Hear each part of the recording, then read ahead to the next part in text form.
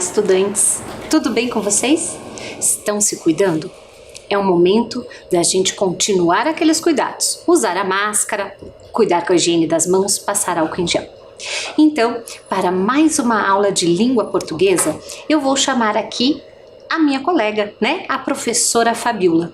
Então, espero que vocês gostem destas novas aprendizagens. Vamos assistir aos vídeos? Olá, estudantes! Estamos nos encontrando para mais uma aula de língua portuguesa. E a nossa reflexão de hoje vai partir de uma história de outro continente. Vocês conhecem essa árvore? O nome dela é baobá. Essa é a árvore símbolo do continente africano e é muito importante para as religiões de matriz africana e para a cultura do povo também. A história que eu vou contar vem de Angola, um dos países da África. E ela conta sobre a criação do baobá.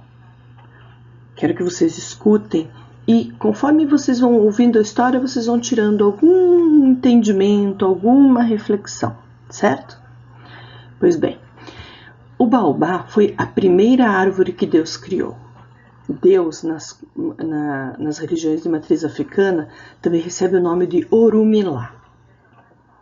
Então Deus estava criando o mundo, já tinha criado o solo, as gramas, as flores, os lagos. Resolveu então criar a primeira árvore, o baobá, e guardou nela o segredo da vida. Guardou no seu tronco grosso e oco toda a memória ancestral para que os homens pudessem aprender com essa árvore. E todo o segredo da vida também. Então a ideia de Deus era que os homens pudessem repartir com a árvore todos os conhecimentos das suas gerações para que a árvore transmitisse para as gerações seguintes. Por isso, ele fez com que o baobá vivesse por 6.000 anos. Até a semente do baobá demora para germinar. Não é uma semente que germina rápido, ela pode demorar 10 anos para germinar. Muito bem. Mas o baobá, conforme foi crescendo, conforme foi se observando, e Deus, após criar o baobá, começou a criar as outras árvores. O baobá começou a se observar e a se comparar. Olhava para ele, olhava para as outras árvores e perguntava: Deus, por que eu sou tão grande? Por que meu tronco é tão grosso e tão oco? Por que eu não tenho flores coloridas ou folhas amarelas? Eu não entendo. Orumilá dizia: baobá, você não precisa. Você é a primeira árvore da terra. Eu criei você para ser resistente, para durar muitos anos. Você é uma árvore milenar. Eu criei você para acumular sabedoria e ajudar os homens a entender as coisas importantes da vida. Você é o guardião da sabedoria ancestral. Mas o baobá não entendia. Continuava olhando para as outras árvores e perguntando: por que é que eu sou diferente? Por que eu sou tão grande, tão alto? Meu tronco é tão grosso. Orumilá explicava: baobá, você cresce 30 metros. Você pode ver mais longe que as outras árvores.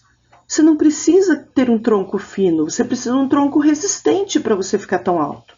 Além disso, o seu tronco é oco para que você possa guardar água para sobreviver em momentos difíceis. E também guardar todo o segredo da vida e que possa ensinar para os homens das diferentes gerações.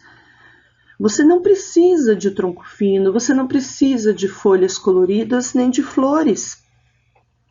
Além disso, você é a minha conexão com os homens. É por meio de você que os homens vão aprender e conhecer os segredos da vida. Mas o baobá não entendia. Continuava reclamando e se comparando. Por que eu sou tão grosso? Por que as minhas folhas são tão secas? Por que eu não tenho flores coloridas? O baobá não entendia. Então Deus ficou zangado, e resolveu virar o baobá de ponta cabeça.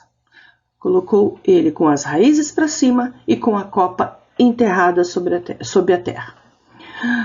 e disse para o baobá: me desculpe, baobá, eu tive que fazer isso com você, mas isso é por um tempo, para que você possa parar de olhar para fora e começar a olhar para você mesmo, olhar para dentro, se conhecer. Então, você vai ficar um tempinho assim e depois a gente conversa. E Deus continuou terminando a sua criação. Pois o baobá ficou um tempo assim.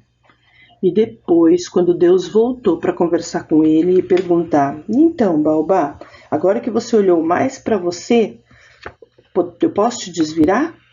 O que você aprendeu? Então o baobá disse: eu aprendi que eu sou a árvore mais antiga e sábia do mundo.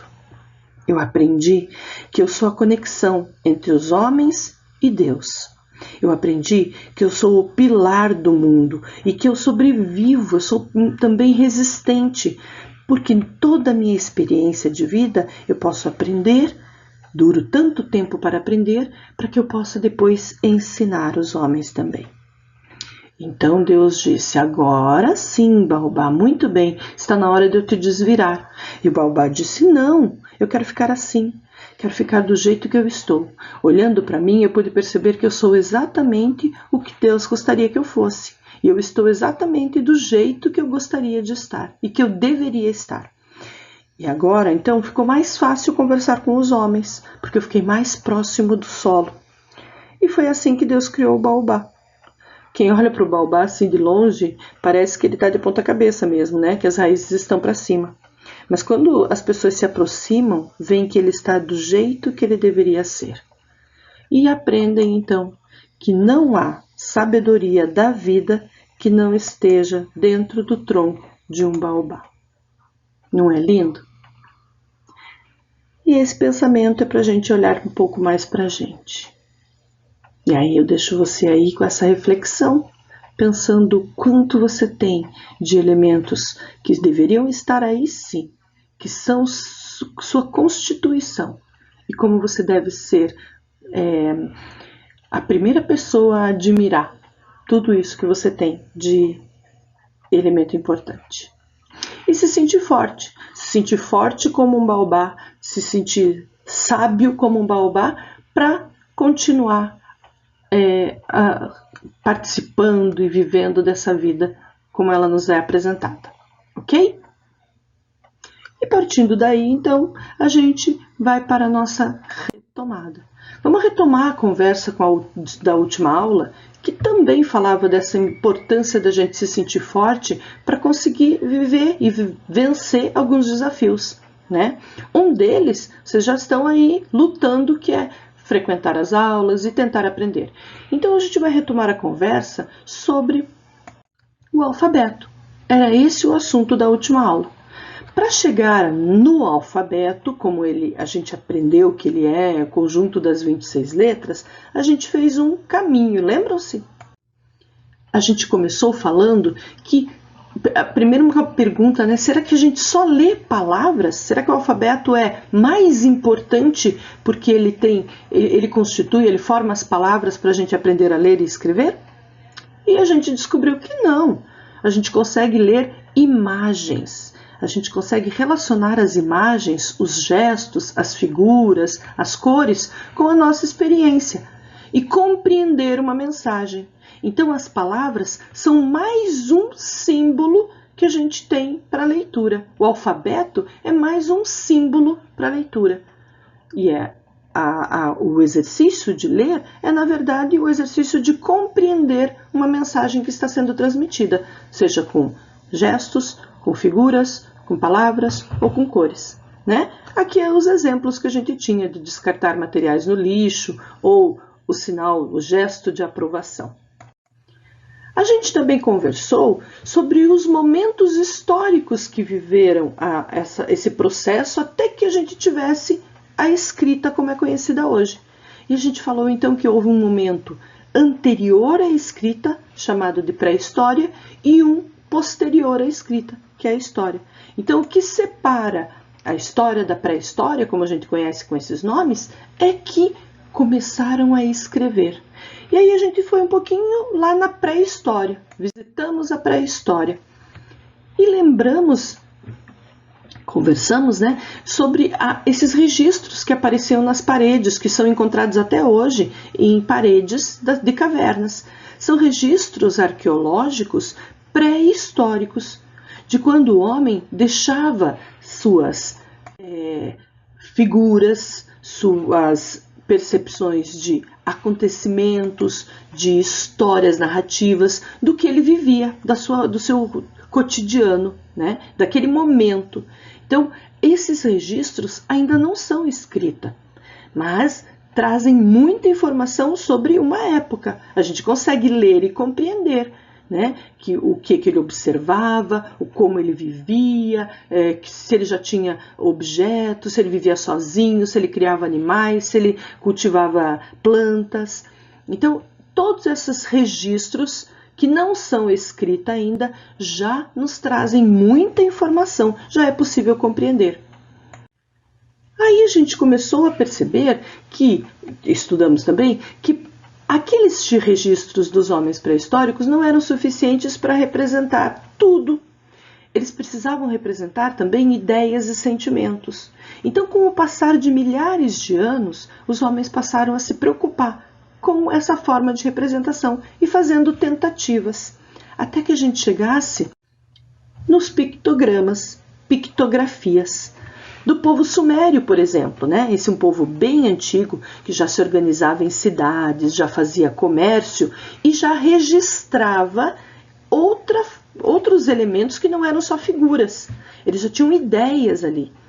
Aqui, por exemplo, a gente tem a imagem de uma argila seca, né, já, mas que nela foram registradas uma situação comercial.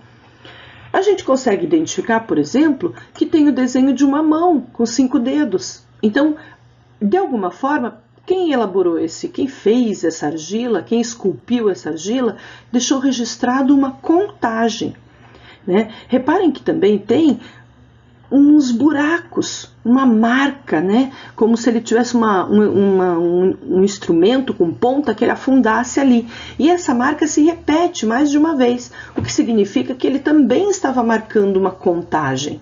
Tem a ver com deixar de marcado, isso aqui já foi feito, como a gente faz assim um ok, um circulado. É como se ele já estivesse marcando, isso aqui já foi feito, isso aqui já foi comprado, isso aqui já foi vendido. E ainda tinham linhas retas separando, ó. Quer dizer que ele estava, a organização aí da ideia dele mostra que isso aqui foi feito em um momento, isso aqui tem referência a outro, isso aqui a outro. Então existem 4 linhas aí separando diferentes ações ou diferentes situações comerciais. Então os sumérios já começaram a registrar ideias. E falamos dos adinkras, lá do povo Akan. Né? Hoje, na África, o povo Akan está principalmente nos países de Gana, Costa do Marfim e Togo. Mas o reinado Ashanti já foi muito poderoso no continente africano, né? Nessa região também onde hoje estão esses países. A gente conversou especialmente sobre esses 2 adinkras, o Sankofa. Lembram? Esse coração estilizado, essa ave olhando para trás, né? E a gente conversou sobre a ideia que elas representam. Quer dizer, não é o símbolo de um coração e o símbolo de um pássaro, mas sim a ideia de olhar para o passado para acertar e fazer as coisas corretas no futuro, né? Para garantir que o presente mantenha um futuro do jeito que a gente espera. Então, sempre trazer os nossos conhecimentos, as nossas experiências, o que os mais sábios e antigos nos ensinam. Olha esse outro. Esse outro é o nó da sabedoria. Reparem o desenho dele. No nó da sabedoria está ligado também com a experiência de vida, que a gente vive e tudo que a gente aprende na vida, a gente usa na vida também, né? A gente passa por muitas experiências, boas ou ruins, e tira delas o ensinamento.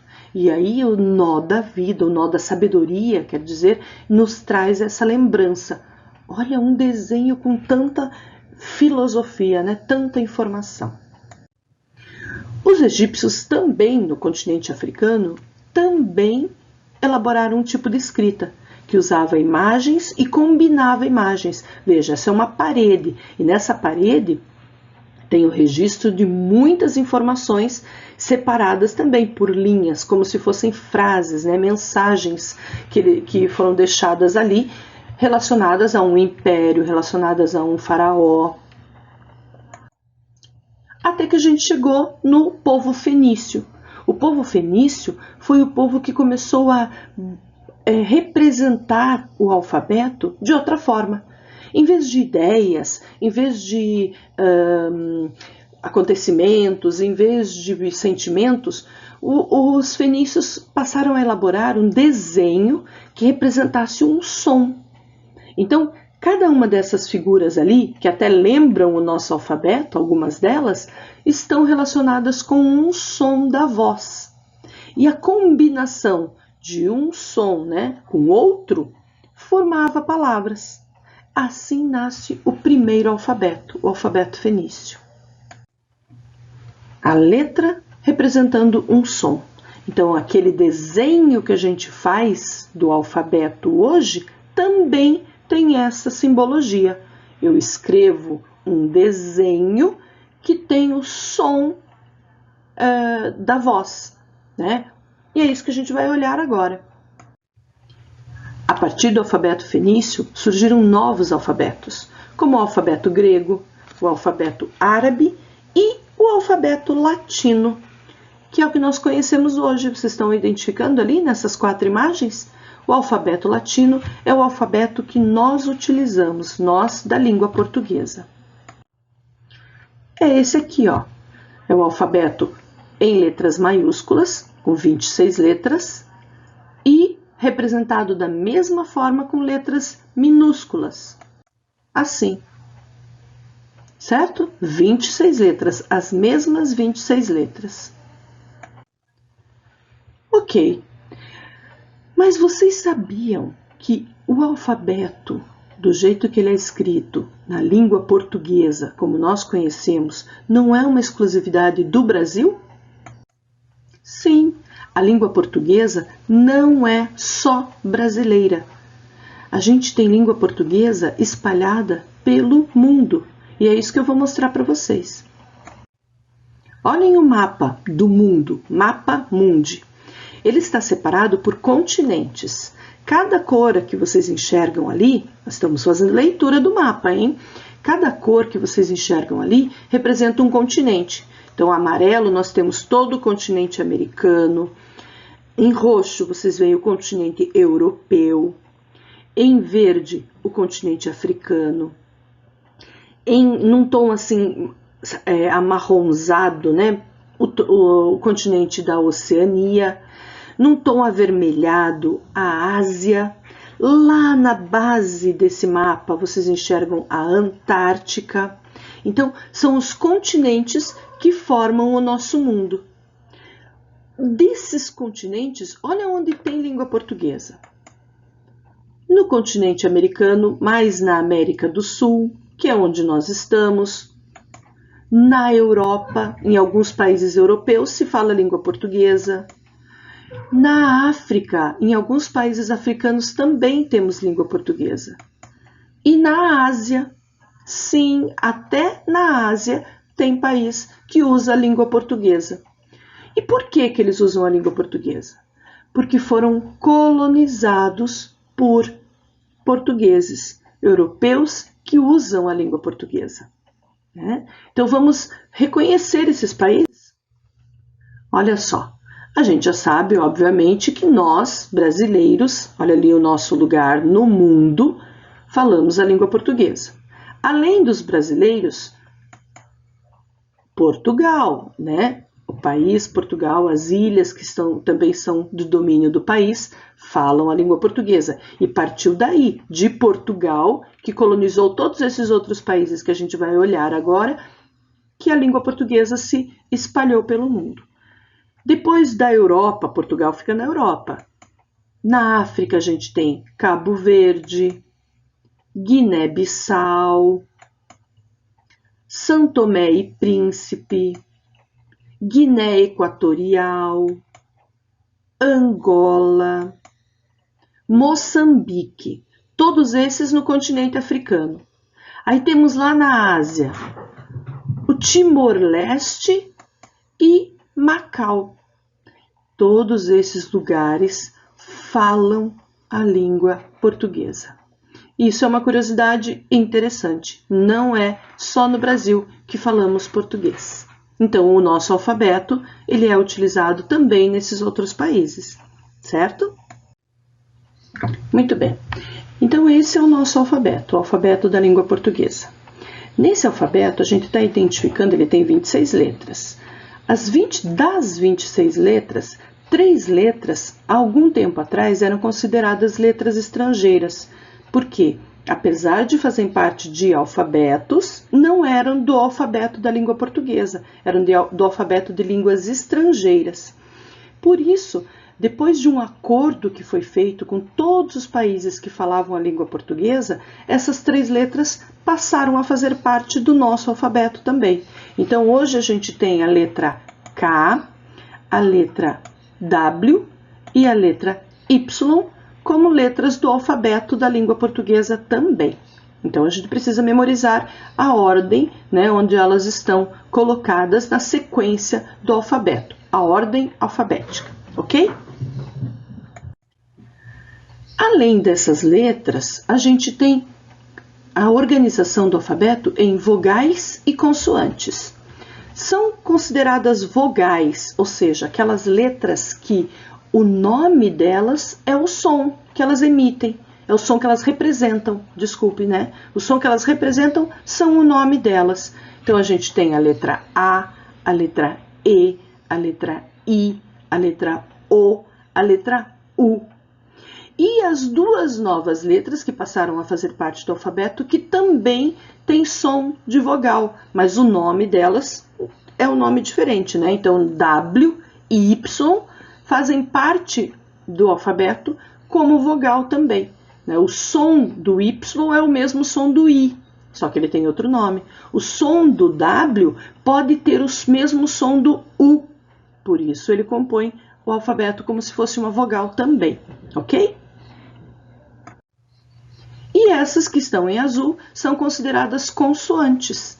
As consoantes, elas têm um nome, mas nem sempre o nome delas representa o som que elas fazem, né? Então, por exemplo, a gente tem a letra B. O nome da letra é B. O desenho do B, vocês estão vendo ali. O som que o B faz, sozinho não aparece. Ele precisa estar combinado com uma vogal. Então, eu posso ter o B com a vogal A. Daí eu vou fazer o som de BA. Certo? Então, as consoantes vão trabalhar sempre em combinação com uma vogal, para que a gente possa escutar o som delas, ok? Ah, vocês observaram que a letra W apareceu aqui também como consoante? Isso! A letra W tanto faz som de vogal, U, como pode fazer som de consoante, V. Eu posso ter a letra W, por exemplo, num nome próprio, Vanderlei, Vânia, certo? Então, a letra W pode fazer o som de U, que é vogal, num nome próprio também, Wilson, mas pode fazer um som de consoante também no nome próprio, por exemplo, Vanderlei, certo? Ok. Continuamos. Conhecendo o alfabeto, vamos tentar repeti-lo juntos? Certo? Vai aparecendo letra a letra e você diz as letras daí do seu lugar. Vamos lá?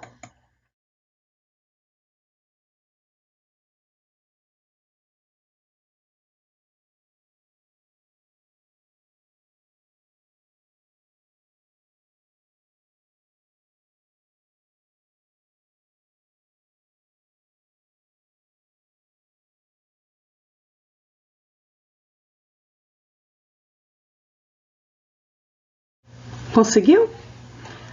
As letras são A, B, C, D, E, F, G, H, I, J, K, L, M, N, O, P, Q, R, S, T, U, V, W, X, Y e Z. Tendo essa informação, a gente agora memoriza. Então, por várias vezes a gente vai fazer esse exercício de lembrar a ordem do alfabeto e o nome de cada uma das letras que o compõem. Por que é importante essa memória?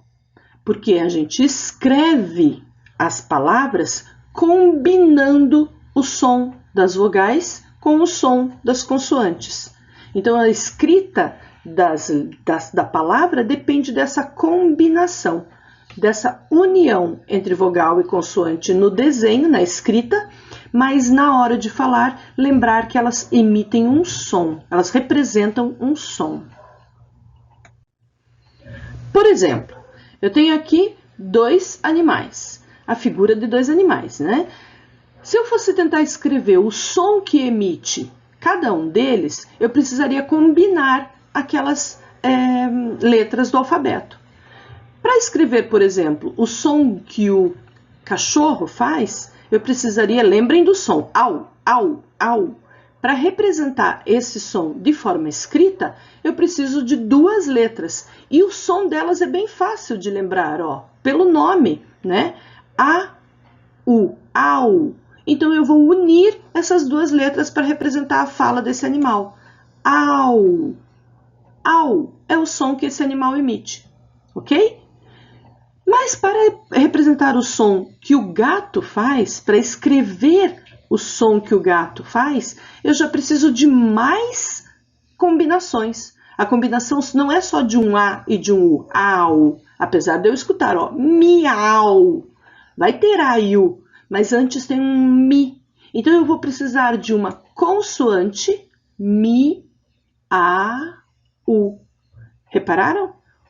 M-I, mi, au, miau.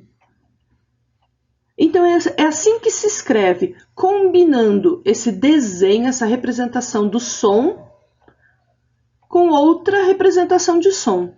Na combinação, eu consigo lembrar e pronunciar essa escrita. Au, miau. Ok?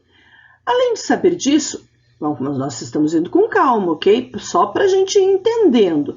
Além da gente representar a escrita assim, com letras, a gente precisa de um outro cuidado.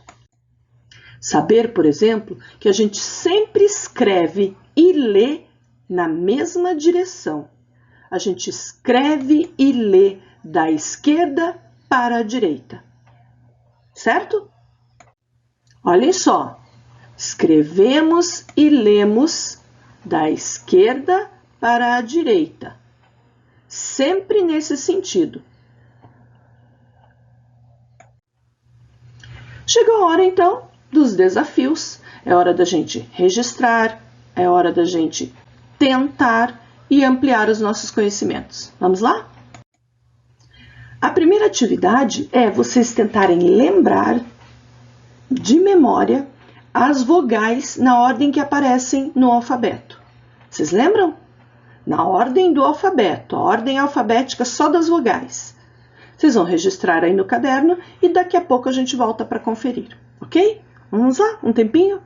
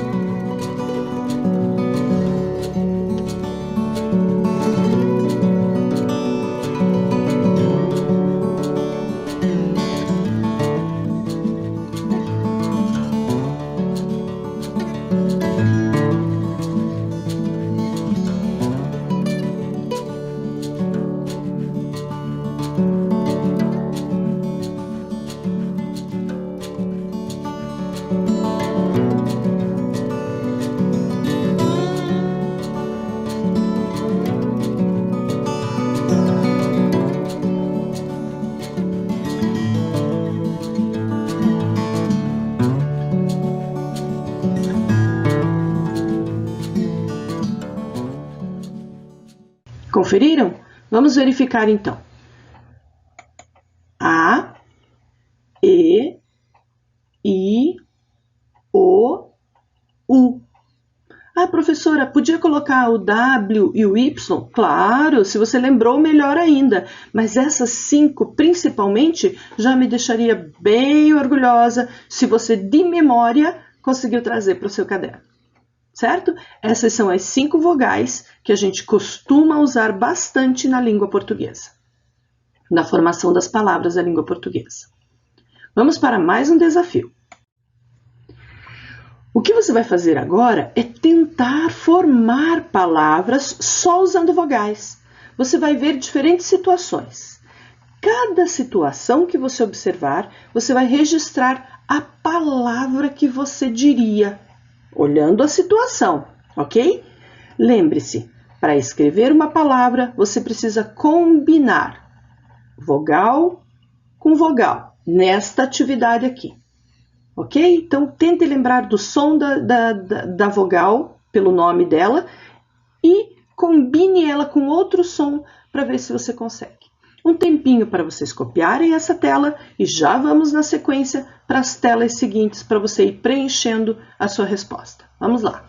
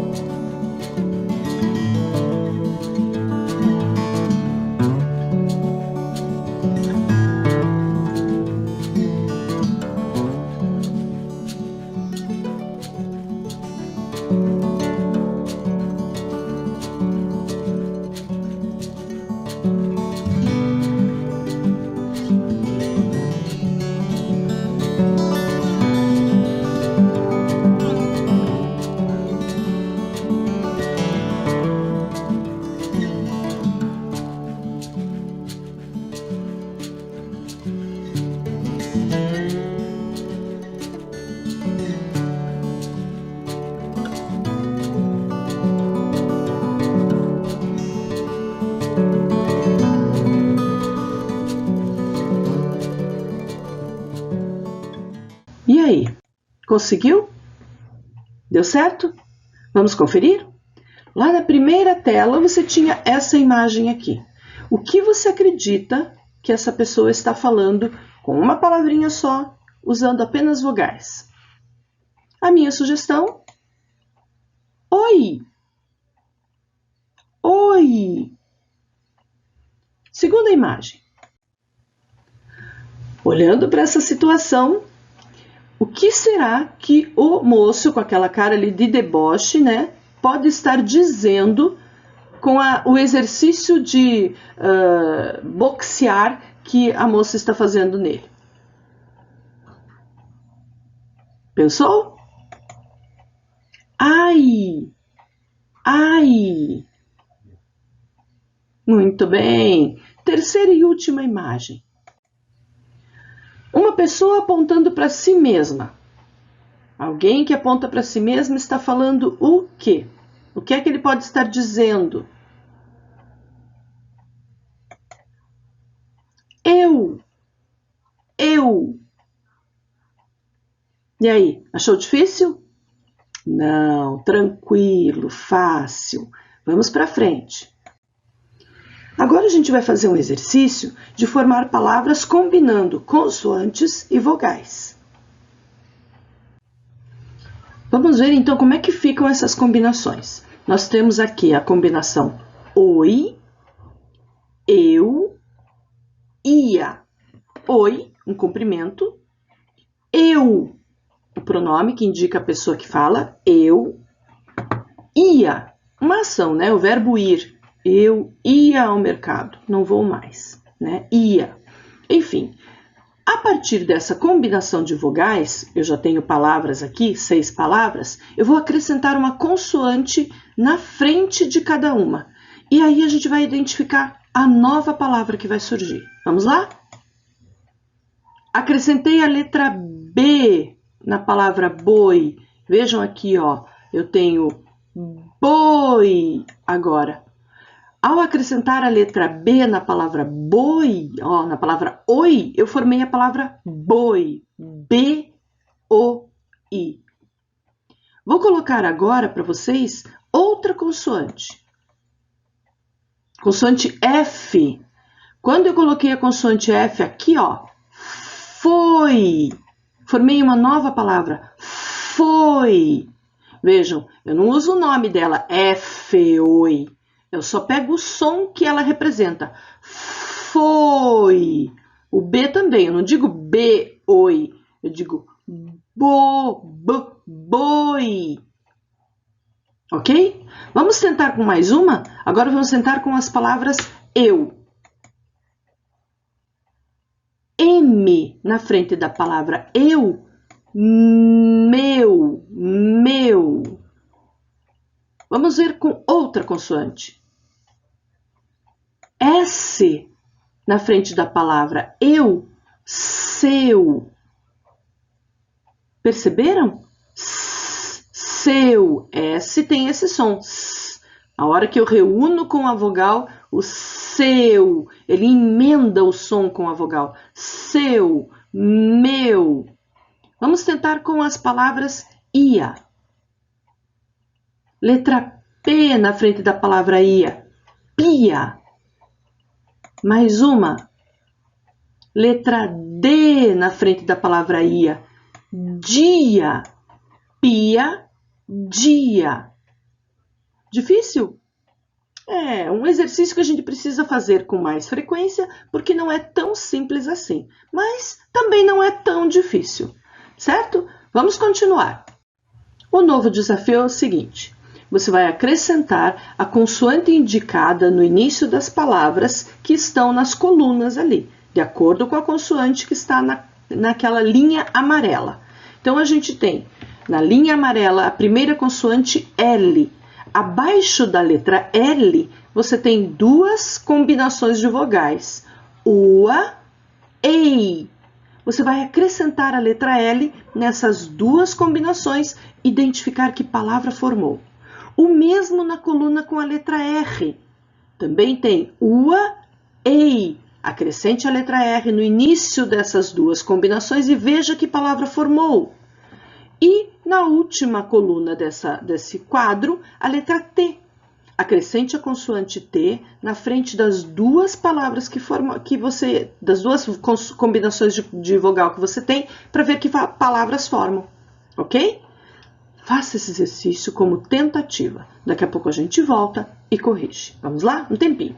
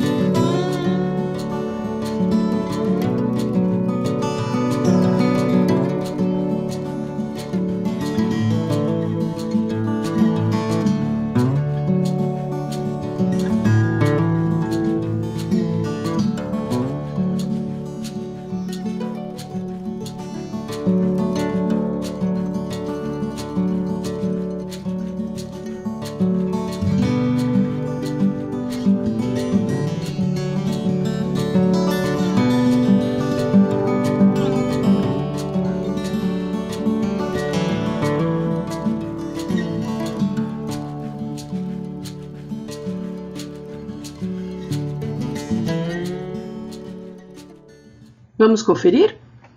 Lá na primeira coluna, você tinha as palavras, colocando a consoante na frente daquela combinação de vogais, você formou as palavras lua e lei.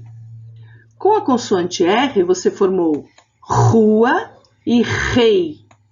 E com a consoante T, você formou tia e teia. Conferiu? Foi tão difícil assim? Não. E é assim, meus amores, que a gente vai aprendendo com calma, com tranquilidade, com confiança e com a força de um baobá a ler e a escrever mais do que só imagens e gestos e cores. A gente também usa outros símbolos que são as letras. Então vamos usando todo o nosso conhecimento para aprender cada vez mais, ok? A nossa aula está encerrando por aqui e quero deixar a minha última mensagem, de novo trazendo a lembrança do baobá. Pare um momento, fique de ponta cabeça, aprecie o quanto você é incrível. Sim, você mesmo, você é incrível. Acredita nisso, continua forte e resistente aí, porque a sua experiência vai trazer muitos ensinamentos para muita gente ainda. A gente se encontra de novo na próxima aula. Fiquem bem e até lá!